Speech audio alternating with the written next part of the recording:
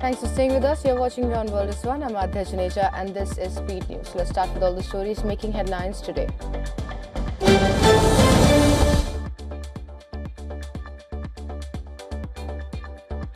The US military said that it had targeted and carried out a strike in the Eastern Pacific that killed 3 men. No US military forces were harmed during the operation.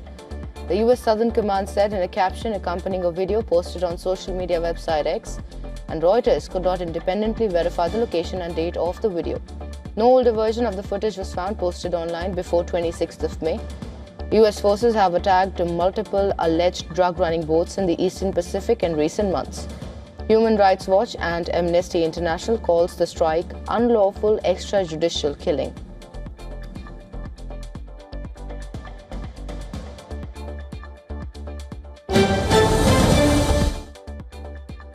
US Vice President J.D. Vance has postponed a planned trip to Switzerland, where talks were expected to take place on Friday regarding the next steps in a potential US-Iran agreement aimed at ending the conflict in West Asia. The White House confirmed the delay late Thursday, saying the negotiations remain complex and unpredictable. A spokesperson said the logistics of these negotiations have never been simple or predictable. As of now, the Vice President is not departing tonight. Despite the postponement, the administration emphasized that diplomatic efforts remain active and expressed hope that technical-level discussions will begin as soon as possible.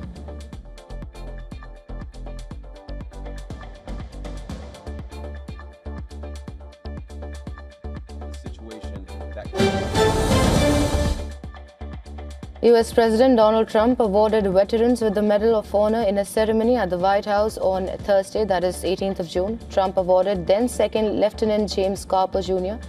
and then Captain John W. Ripley for their service in the Vietnam War. Then Second Lieutenant Nicholas Dockery received the Medal of Honor for acts of gallantry and intrepidity above and beyond the call of duty on 2nd of October 2012 in Afghanistan.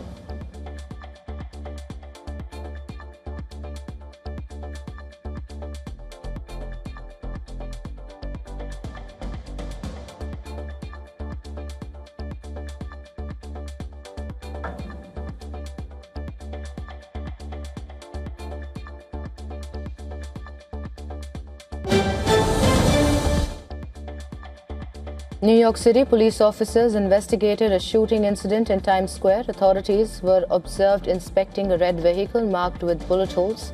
Overhead footage captured the moment gunfire erupted, sending crowds running for safety. The NYPD reported that officers responded to calls of shots fired near West 44th Street and 7th Avenue. Upon arrival, they observed a suspect discharging a firearm. The suspect was taken into custody and the weapon was recovered. Police confirmed that no injuries were sustained. The investigation remains ongoing.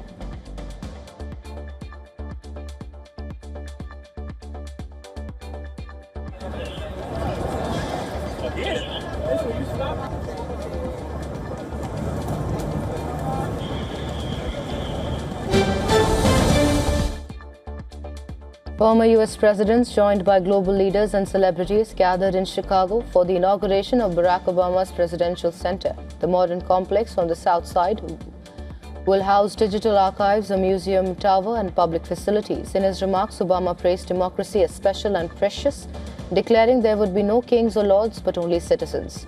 The event featured appearances by George W. Bush, Bill Clinton, Joe Biden, Angela Merkel, and Matteo Renzi, alongside performances from Bono, Stevie Wonder, Bruce Springsteen, and The Roots. The $850 million center, described as a symbol of hope, opens to the public as a new landmark in Obama's legacy.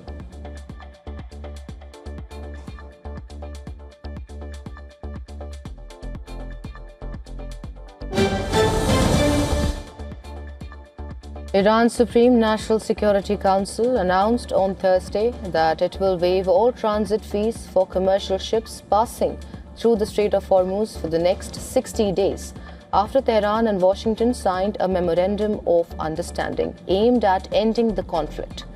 According to a statement released by the Council, the fee waiver applies to commercial vessels applying for passage under Article 5 of the MOU. Ships are required to submit their transit applications to the Persian Gulf Strait Authority, an Iranian authority overseeing shipping control in the Strait of Hormuz. During this 60-day period, the Iranian government will cover all associated costs, allowing the vessels to transit free of charge.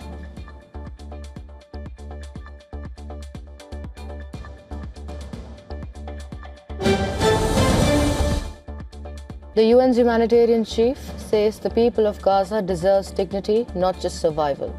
Addressing the Security Council, Tom Fletcher warned that fragile improvements since the ceasefire remain far below international standards.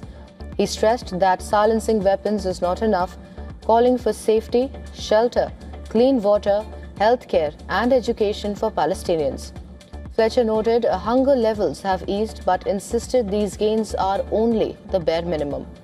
He urged the lifting of Israeli restrictions on aid and essential supplies, while Oxfam's Bushra Khalidi appealed for urgent, humane action, saying Gazans are asking simply to live, rebuild, and protect their children.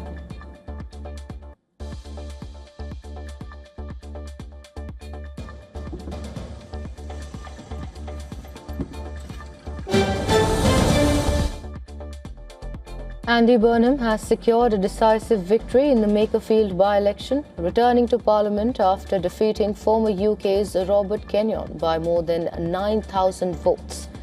Labour captured 54% of the vote, while Reform UK trailed at 35%, and the newly formed Restore Britain Party achieved 7%. In a passionate victory speech, the Greater Manchester Mayor declared this result a turning point, a clear demand for change, for greater power in the north, and for communities long neglected by Westminster. Burnham's triumph not only returns him to Parliament, but also sets the stage for a potential challenge to Keir Starmer's leadership.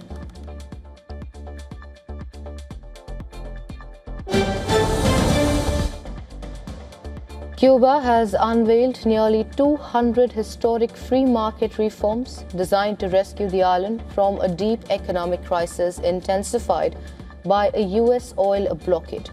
Prime Minister Manuel Marrero outlined 176 measures to reduce the state's role and attract investment across banking, tourism, and agriculture.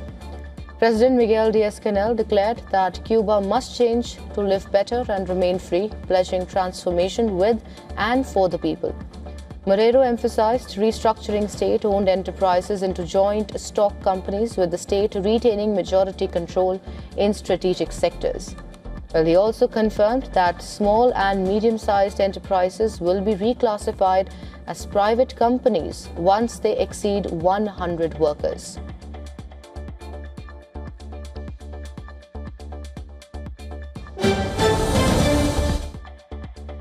In Peru, leftist presidential candidate Roberto Sanchez, who is trailing in the official count by a narrow margin to right-wing candidate Keiko Fujimori, announced a protest in defense of the vote after alleging irregularities in the vote count.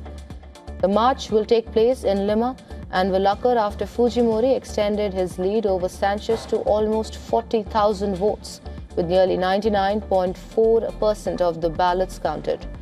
Fujimori garnered 50.1% of the votes compared to Sanchez's 49.89%, according to the data from the National Office of Electoral Processes, published on its website.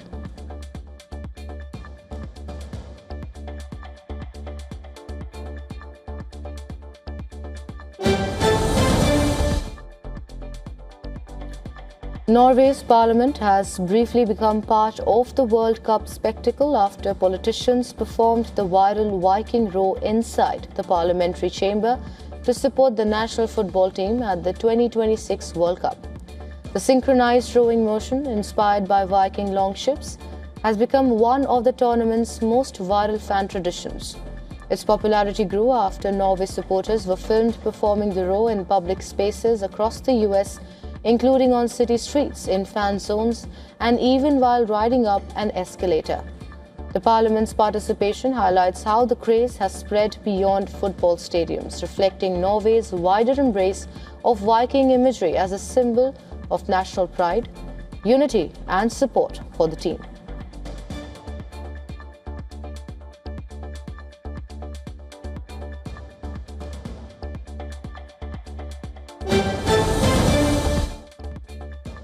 Venezuela's government and former opposition lawmaker Dinora Figuera held a working meeting on Thursday in Caracas, the first public contact between the ruling party and opposition members in nearly 3 years, according to a statement from the National Assembly. Figuera, who left for Spain in 2019, said she returned after an invitation from the U.S. State Department to meet with Rodriguez, though she did not provide details about Washington's role. She told reporters she had spoken with opposition, government and U.S. officials and said the aim was to advance an institutional agenda that would allow freedom of expression from Venezuelans and the media.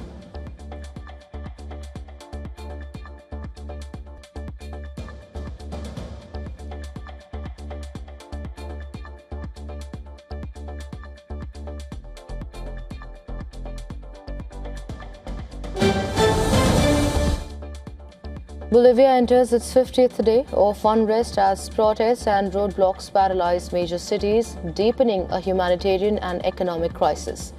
Demonstrations sparked by fuel shortages and rising living costs have expanded to demand for higher wages, labor reforms, and President Rodrigo Paz's resignation. Blockades have left La Paz, El Alto, and Cochabamba under siege, causing shortages of food, medicine, and fuel. The National Chamber of Industry estimates losses of $2 billion and a $500 million drop in exports. Despite ongoing negotiations, tensions remain high, with social leaders warning the crisis now threatens lives as well as livelihoods.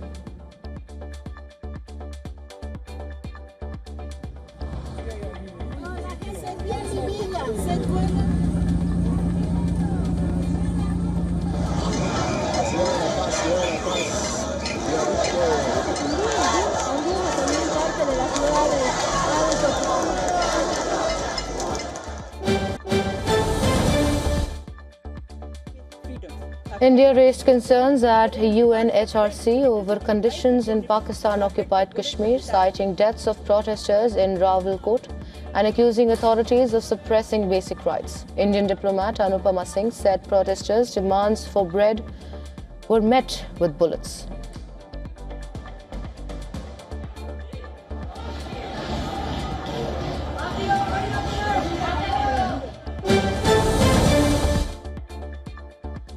Asian markets led global gains on Thursday, with South Korea's Kospi topping the 9,000 mark for the first time and Japan's Nikkei 225 rising above 71,000 to a fresh record high. Investors were encouraged by strength in technology and semiconductor stocks, despite concerns over future U.S. interest rate hikes.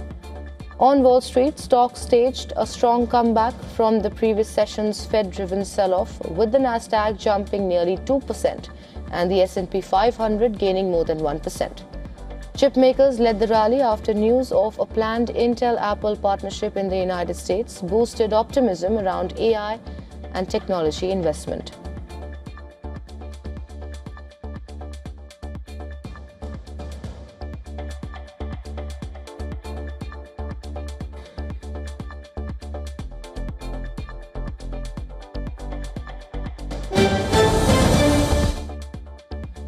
Oil prices fell further on Friday as tanker traffic resumed through the Strait of Hormuz following the US-Iran interim peace agreement. Brent slipped below $79 a barrel, while crude also moved lower as markets anticipated a rise in global oil supplies. Analysts say the deal could release millions of barrels of stranded crude and boost Iranian exports after sanctions relief. However, traders remain cautious, awaiting clear signs that shipping through the vital West Asia waterway has fully normalized. Ongoing regional tensions are also keeping uncertainty in the market.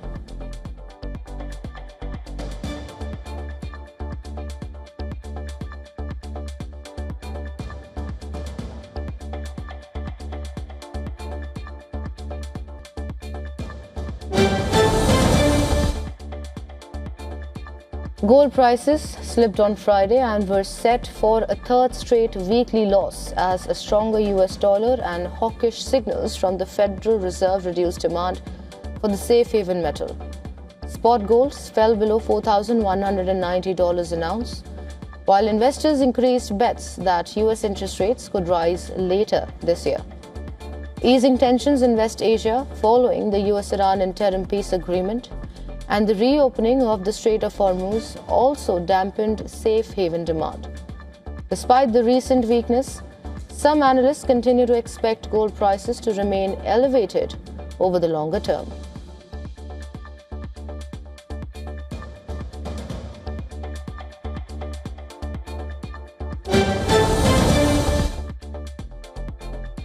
Apple has agreed to allow developers in Brazil to use alternative app stores and payment systems outside its own platform. Now, the change comes after Apple settled a dispute with Brazil's antitrust watchdog CADE that began in 2022. Under the new rules, developers can offer other payment options inside iOS apps and direct users to external websites for transactions. Now, Apple said it will add safety measures including app checks, approval requirements for alternative marketplaces, and protection for younger users.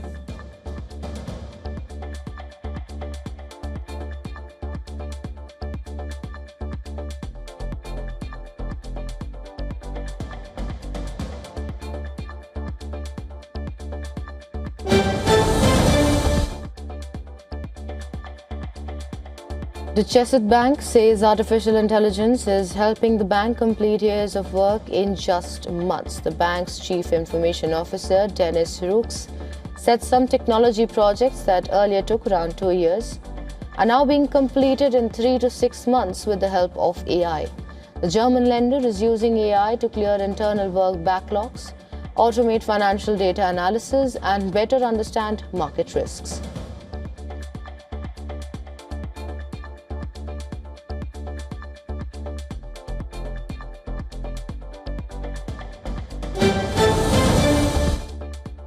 China has announced new measures to expand the use of artificial intelligence in consumer products and services. The Commerce Ministry has introduced 17 steps to boost AI applications in homes, businesses, and public services across the country.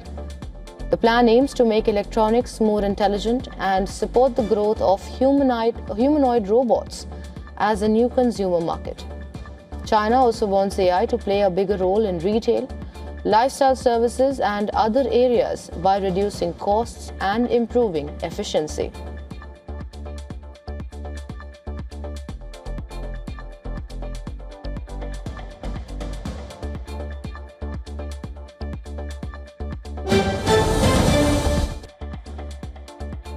New York City Mayor Zohran Mamdani has sent Swifties into a frenzy after casually dropping a massive hint about Taylor Swift and Travis Kelce's future.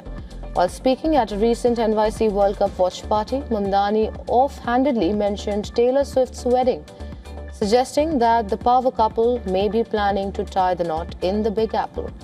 While neither Swift nor Kelce has officially confirmed an engagement or a wedding date, the mayor's public slip of the tongue has fans convinced that a secret New York ceremony is already in the works.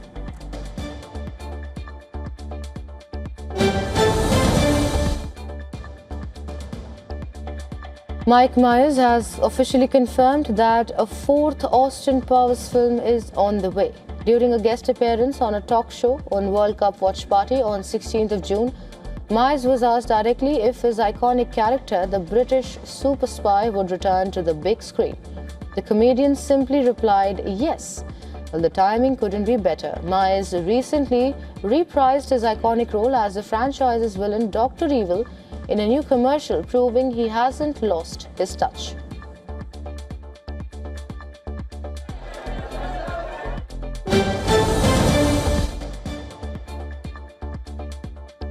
Hollywood star Henry Cavill made a stylish appearance at Day 2 of The Royal Ascot.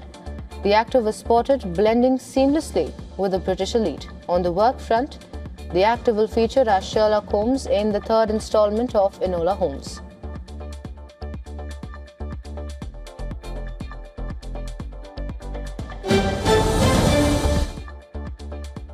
The American Society of Composers, Authors and Publishers celebrated its UK musical talent. The institution honoured two British icons. Roger Daltrey was presented with the prestigious ASCAP Founders Award in recognition of his unmistakable voice and pioneering contributions to rock and roll. Idris Elba received the ASCAP Creative Voice Award for his commitment to philanthropy through the Elba Hope Foundation. Both the actors have received knighthood from the British Crown.